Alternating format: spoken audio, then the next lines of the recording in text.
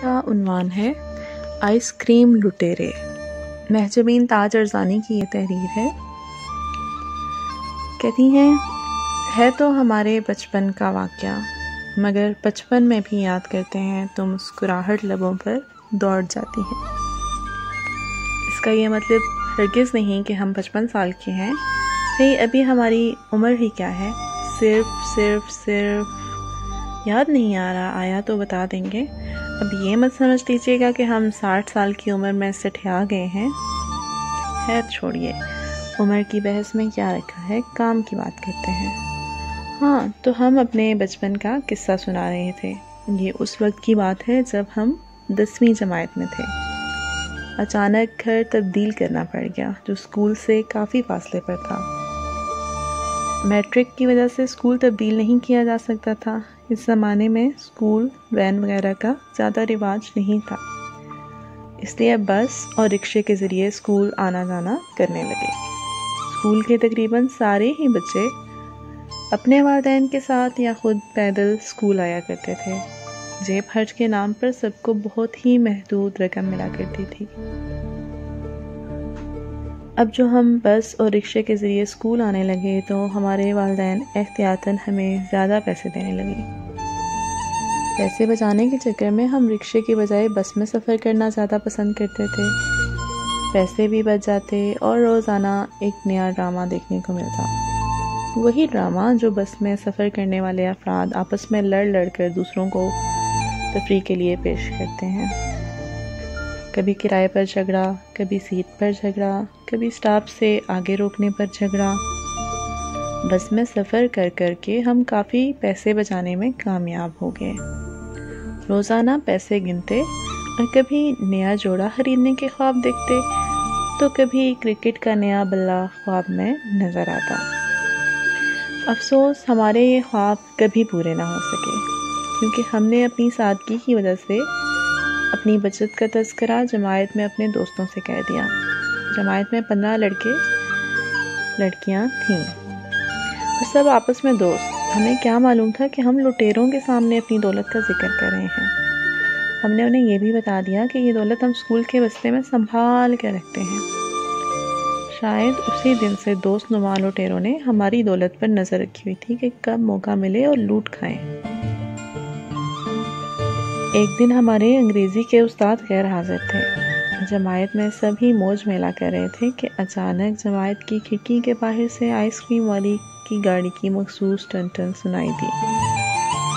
बच्चों को खिड़की खोलने की इजाज़त नहीं थी, इसलिए हमेशा आइसक्रीम वाले की टन की आवाज़ सुनकर उदास हो जाते थे। उस्ताद की मौजूदगी में खिड़की खोलना मुमकिन भी नहीं था और सच तो यह है कि किसी के पास आइसक्रीम ख़रीदने के पैसे होते भी नहीं थे। आज मौका बड़ा अच्छा था। जमायत में उस्ताद नहीं थे और बाहर आइसक्रीम वाला खड़ा था। हमारे देखते ही देखते साजिद और रफ़ीक ने खिड़की खोलकर आइसक्रीम वाले को रोक लिया। हम जमायत के मॉनिटर थे, मना करते रह गए मगर वो ना माने। वो हमारी कभी मानते भी नहीं थे। कहते थे, तुम जैसे शरीर लड़के को मॉनिटर बनाने की बजाय हेडमास्टर के ऑफिस में खड़ा रखकर सज़ा देनी चाहिए। आप ये मत समझ लीजिएगा कि हम बहुत ज़्यादा शरीर थे। हम बहुत ज़्यादा शरीर न थे, इससे थोड़े कम शरीर थे। हमारे मना करने के बावजूद जब उन्होंने आइसक्रीम वाले को रोका तो हम थोड़े हैरान हुए कि इनके पास आइसक्रीम खरीदने के पैसे कहाँ से आए। फिर उन्हें अपने बस्ते पर कब्जा जमाते देखकर हम हैरान होने के साथ साथ परेशान भी हो गए। हमें अपनी दौलत खतरे में पड़ती नजर आई। जाहिद और फैज़ के हाथों से अपना बस्ता छीन लेना चाहते थे कि शमशाद और शाहिद ने हमारे दोनों बाजू पकड़ लिए। हम बहुत चीखे चिल्लाए मगर हमारे सामने हमारी सारी दौलत लूट ली गई। सेबा और अफशा ने पैसे गिने और पूरी जमायत के लिए एक आइसक्रीम के पैसे निकाल कर चंद बचे खुद से सिक्के जो हमारी वापसी का किराया था वो इस बस्ते में डाल दिए। हमारी आंखों के सामने हमारी सारी दौलत आइसक्रीम पर लुटा दी गई और हम सिर्फ अपने बाजू छुड़ाने की कोशिश ही करते रह गए। आइसक्रीम खरीदने के बाद खिड़की बंद कर दी गई और एक आइसक्रीम हमें भी दे दी गई। मुंह बसोड़ते हुए हम सबसे नाराज़ होकर अलग थलग उस्ताद की कुर्सी पर बैठ के और अपनी आइसक्रीम खाने लगे। उस्ताद की कुर्सी जमायत में इसलिए थी इस तरह थी कि जमात में दाखिल होने वाले की नज़र सबसे पहले उस्ताद के बाएं हाथ पर पड़ती। हमने दाएं हाथ में आइसक्रीम पकड़कर खाना शुरू कर दी। नाराज़गी के इजहार के तौर पर हम तेज़ तेज़ खा रहे थे। बाकी जमायत हमारे सामने अपनी कुर्सियों पर बैठी अपनी कामयाबी का जश्न मना रही थी, हमारा मजाक उड़ा रही थी। हमें चिढ़ाने के लिए आइसक्रीम खाना शुरू भी नहीं किया था, बल्कि हमें दिखा दिखा कर चिढ़ा रहे थे और अपनी शामत एमाल को दावत दे रहे थे। पता नहीं किसने हेडमास्टर साहब को मैट्रिक क्लास के बाद जमायत आइसक्रीम खाने की इतला कर दी। अचानक बाएं जानिब से हेडमास्टर साहब का गुस्से में स्ट्रॉबेरी फ्लेवर की तरह सुर्ख चेहरा नमूदार हुआ। सब घबरा कर खड़े हो गए। घबराहट में अफशा ने फरजाना के बस्ते में आइसक्रीम डाल दी तो अली ने अफशा के बस्ते में। साजिद ने नाहिद के ज्योमेट्री बॉक्स में आइसक्रीम छुपा दी। नाहिद ने साजिद की डेस्क के अंदर रख दी। तायरा ने दुपट्टे के अंदर आइसक्रीम वाला हाथ कर लिया। मैंगो फ्लेवर के पीले रंग ने उसकी यूनिफॉर्म को पीला कर डाला। किसी ने मेज़ के नीचे रख दी तो किसी ने फर्श पर फेंक कर उस पर जूता रख दिया। आइसक्रीम फेंक कर भी कोई फ़ायदा ना हुआ क्योंकि हेडमास्टर साहब सबको रंगे हाथों पकड़ चुके थे। बस उनकी निगाह से हमारी आइसक्रीम चूक गई क्योंकि हम उनके दाएं जानिब खड़े थे। हमारा बायां हिस्सा उनकी जानिब था। हमें मालूम नहीं था कि हमारे दाएं हाथ में पकड़ी आइसक्रीम कुर्सी के पीछे छुप गई थी। आइसक्रीम टपक टपक कर बह रही थी क्योंकि उसे छुपाने के लिए हमें कोई जगह नहीं मिली थी। उस्ताद की कुर्सी पर बैठे थे जहाँ न बस्ता था, न ज्योमेट्री और न डेस्क। हम आइसक्रीम के साथ साथ हेडमास्टर साहब से डांट खाने के लिए ख़ुद को तैयार करने लगे कि उनकी हैरान कुन तकरीर शुरू हुई। इसको सुनते ही सारी जमात के बच्चों की नज़रें शर्म से झुकने की बजाय हमारी बहती हुई आइसक्रीम पर टिकी थी।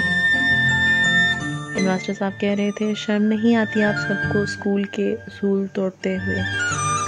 स्कूल की सबसे बड़ी क्लास होने के बावजूद बिल्कुल बच्चों जैसी हरकत की है आप सब ने। अरे मुबशिर से ही सबक सीख लेते, हम चौंके, हमारा नाम क्यों आया? मास्टर साहब का तारीखी खुतबा जारी था। मुबशिर से ही सबक सीख लेते। सबने आइसक्रीम ली मगर इस बच्चे ने नहीं ली।